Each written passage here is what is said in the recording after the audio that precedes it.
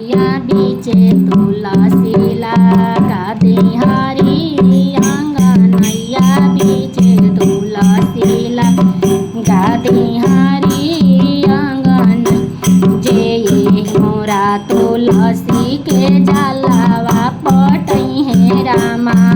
जे मोरा तुलसी के जलावा पटई है रामा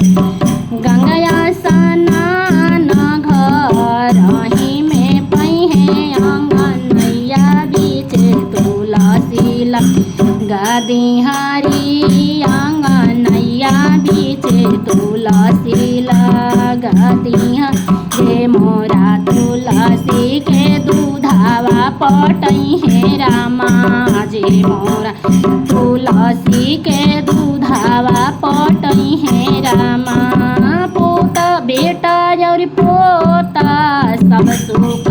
है आंगनैया बीचे तुलसी लगाती हरी आंगनैया बीचे तुलसी लगाती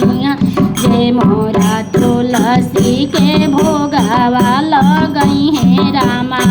जे मोरा तुलसी के भोगावा लगई है रामा छप्पन प्रकार के भोग पई है हरी आंगनैया बीचे तुलसी लगाती हरी आंगनैया बीचे तुलसी लगाती हरी जे मोरा तुलसी के सांझे दियरा बरी है रामा जे मोरा तुलसी के सांझे दियरा बरी है रामा